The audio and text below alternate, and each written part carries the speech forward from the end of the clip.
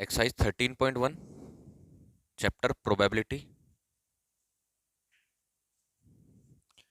Question number 7। Topic क्या है? Topic है सहप्रतिबंध प्रायिकता। सहप्रतिबंध प्रायिकता, सहप्रतिबंध प्रायिकता मतलब कंडीशनल प्रोबेबिलिटी।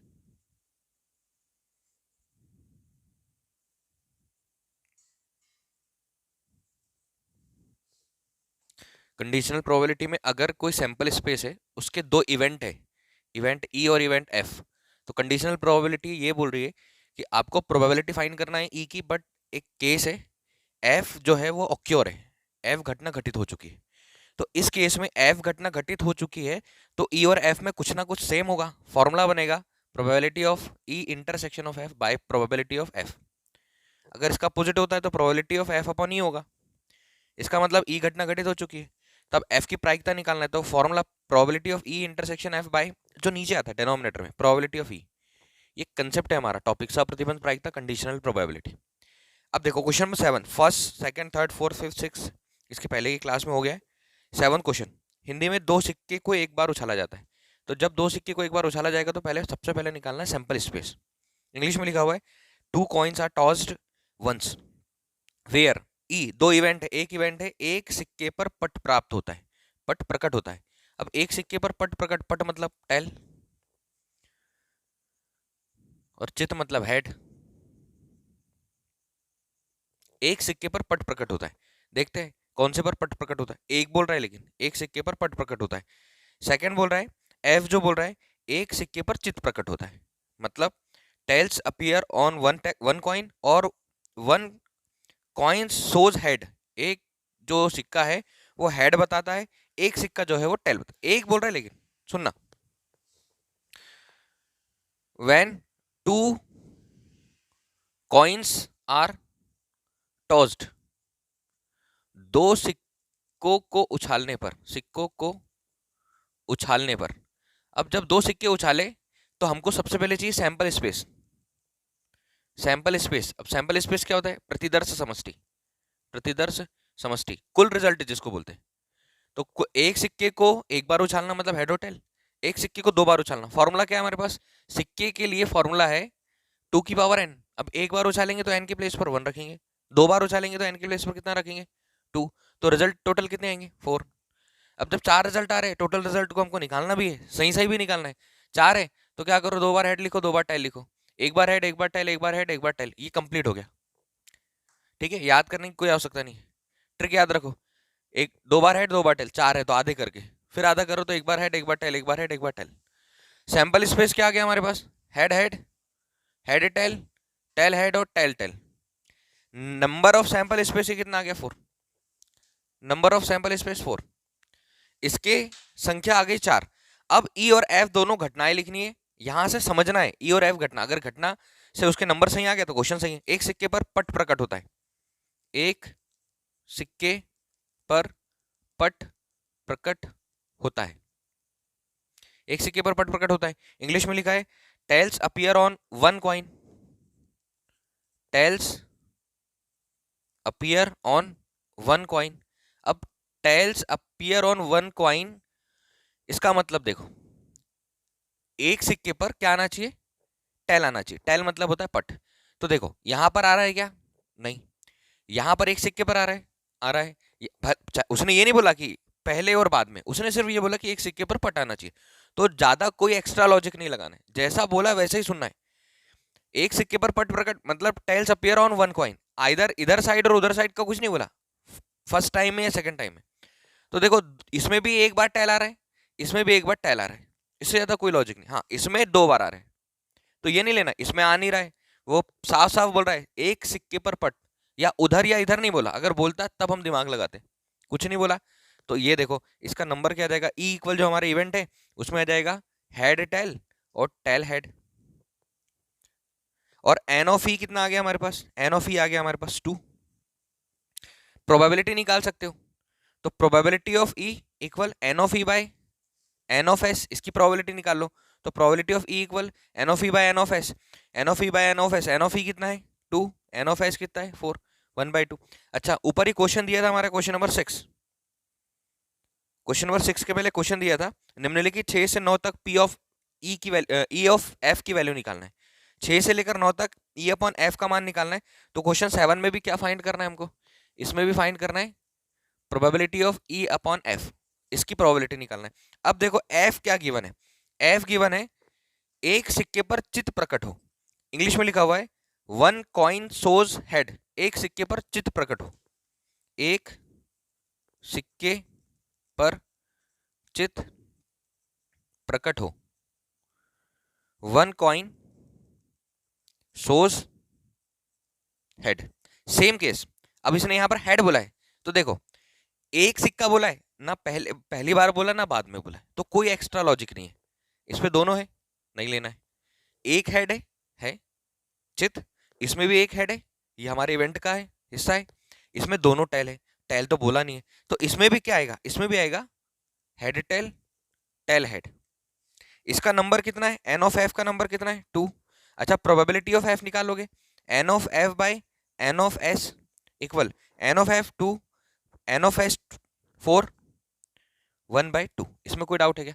अब देखो हमको इंटरसेक्शन निकालना होता है फॉर्मूले के लिए, तो ई इंटरसेक्शन एफ, दोनों में क्या कॉमन है, दोनों में दोनों कॉमन है, एच टी है टी एच है, एच टी है टी एच है, तो ये भी कितना आ जाएगा हमारा एच टी और टी एच।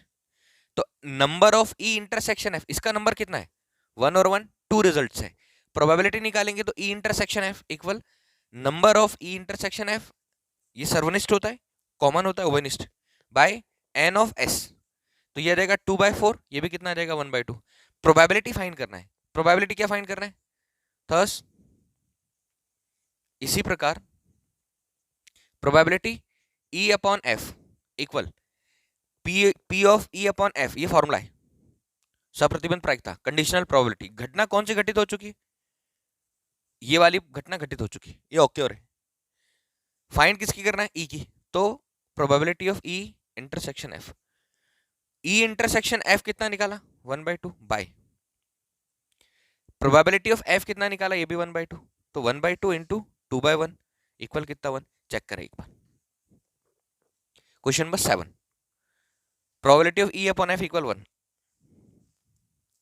समझ आया, एक्स्ट्रा कोई लॉजिक नहीं लगाना है, कुछ एक्स्ट्रा नहीं सोचना है, जैसा बोला है वैसा। मैंने एक केस कल बताया था, कल की क्लास में, न्यूनतम और अधिकतम, एटलीस्ट और एटमोस्ट, उसको थोड़ा याद रखना है। और जैसा जैसा क्वेश्चन बोलते जा रहा है वैसे वैसे प्रोबेबिलिटी, बेसिक प्रोबेबिलिटी का फॉर्मूला है प्रोबेबिलिटी ऑफ एन इवेंट, कोई भी इवेंट कोई भी घटना की अगर प्रायिकता निकालना है तो अनुकूल परिणाम बाय कुल परिणाम, ये प्रोबेबिलिटी का बेसिक फॉर्मूला है। और यहां पर हम सब प्रोबेबिलिटी ही रख रहे हैं और इसको पहले निकाल चुके, देखो N of E intersection F by N of S, probability of F, probability निकाल रहे हैं, यहाँ पर प्रायिकता निकाल रहे हैं। प्रोबेबिलिटी ऑफ एफ क्या है, N of F by N of S, S sample space है, एक सिक्का उछालने के लिए बोल रहा है, दो सिक्के उछालने के लिए बोल रहा है, आगे क्वेश्चन में एक पासा दो पासा तीन पासे भी हो सकते हैं, तीन पासे को जब हम थ्रो करेंगे उसके अंदर से रिजल्ट निकालते आना चाहिए, वो समझ में आ गया तो क्वेश्चन इजी एक्सरसाइज। लेकिन क्वेश्चन 7 का सेकंड देखो, सेकंड में ई की जगह पर क्या दिया है, इवेंट क्या आ रहा है,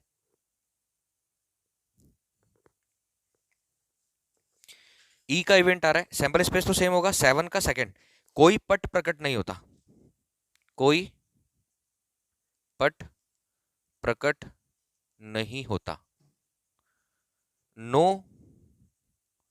टेल्स अपीयर्स, कोई पट प्रकट नहीं होता। अब जब कोई पट कोई नहीं होगा मतलब टेल कोई भी नहीं होगा, तो टेल इसमें है, टेल इसमें है, टेल इसमें है, तो टेल नहीं होगा तो हेड होगा। कोई पट प्रकट नहीं होता, नो टेल्स अपीयर, तो जब नो टेल होगा तो हेड होगा, एक टेल नहीं आ रहा है, दोनों में टेल नहीं आ रहा, तो दोनों में क्या आ रहा होगा हेड, तो एन ऑफ ई कितना आ गया 1। अच्छा एफ की जगह पर सेकंड, इसका 7th का सेकंड क्या दिया है, इसकी प्रोबेबिलिटी निकालो, प्रोबेबिलिटी ऑफ ई इक्वल अनुकूल परिणाम एन ऑफ ई बाय कुल परिणाम N of S, favourable outcome upon total outcome, favour वाले आउटकम कितने 1, टोटल आउटकम कितने 4, 1/4। ठीक है, एफ बोल रहा है, एफ सुनो, कोई कोई चित्त प्रकट नहीं होता, कोई चित्त प्रकट नहीं होता, कोई चित्त प्रकट नहीं होता, ये एफ की जगह पर दिया, इंग्लिश में बोल रहा है नो हेड अपीयर्स,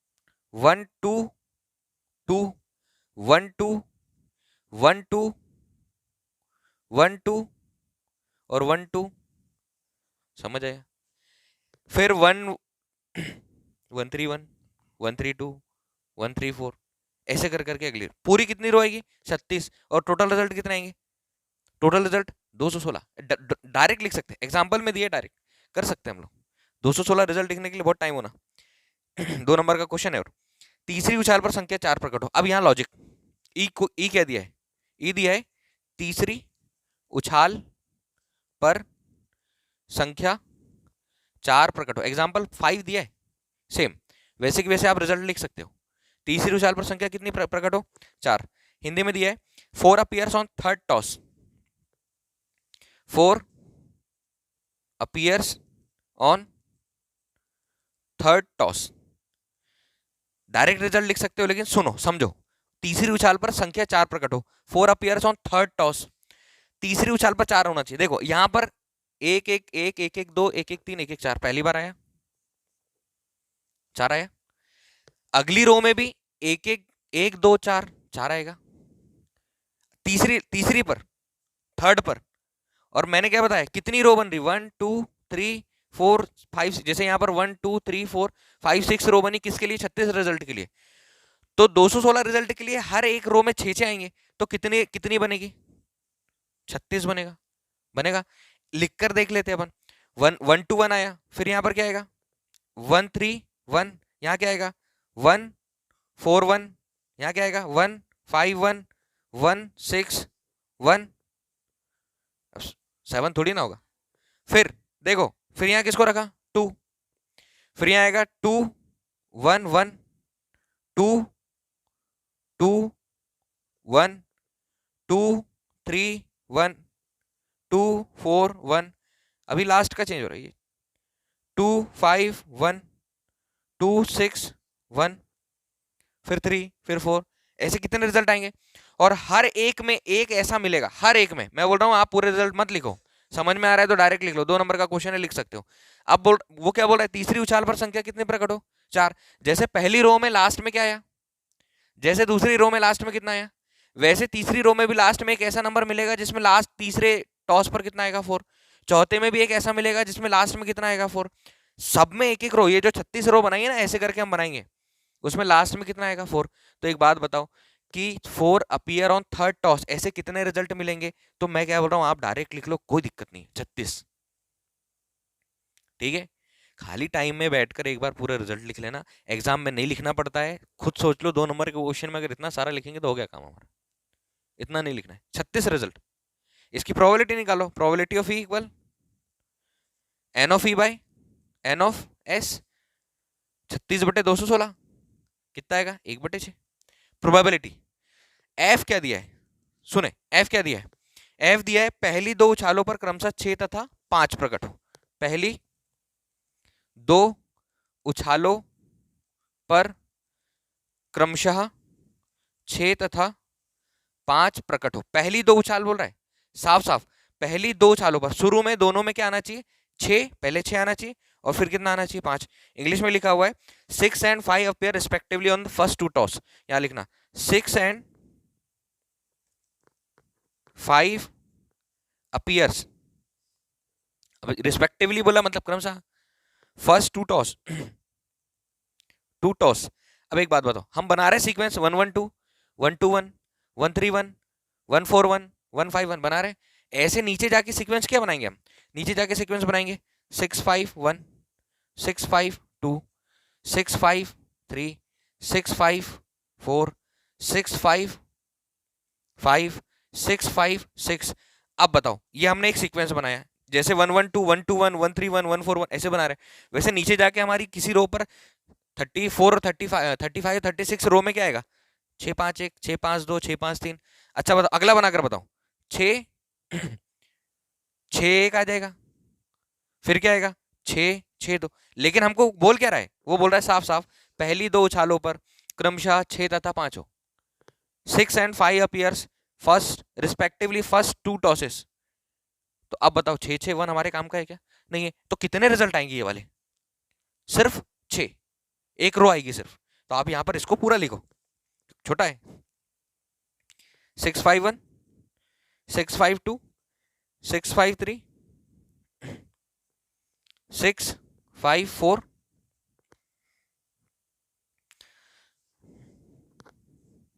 655 और 656। अच्छा, एन ऑफ एफ कितना? 6। एन ऑफ एफ 6 आया। अभी इसको फिर से थोड़ा बताना पड़ेगा क्योंकि इंटरसेक्शन निकालना। कॉमन क्या होगा, लॉजिक लगा कर रखना। कॉमन क्या होगा? Probability of F equal N of F by N of S. N of F 36, 216। यहां पर कितना आएगा? सॉरी 6 है, 6 बाय 216 तो 1 बाय 36। इंटरसेक्शन निकालना है, ई इंटरसेक्शन एफ। इसमें 36 रिजल्ट थे ई में, इसमें कितने रिजल्ट है? 6। अच्छा, कॉमन क्या होना चाहिए? इसमें 36 रिजल्ट ऐसे थे कि तीसरी उछाल पर संख्या कितनी प्रकट हो रही हो? 4। इसमें क्या है? पहले दो पर क्या आना चाहिए? 6 और 5। हमको दोनों में कॉमन कौन सा ले लेना है? एक वाला, क्योंकि इसमें और इसमें कॉमन क्या है? क्योंकि 36वीं या 35वें नंबर की जो रो होगी उसमें से हमने सिर्फ एक ही लिया होगा, 654। समझ आ रहा है? नीचे 36 वाली क्या है? 661, 662, 663, 664, 5, 6, 6, बस। उसमें से हमने क्या लिया होगा कॉमन? सिर्फ, मतलब इसमें और इसमें क्या कॉमन है? 654 इक्वल, यह आ जाएगा कॉमन 654। तो number of E intersection F कितना है हमारे पास? 1। Probability of E intersection F कितना आएगा?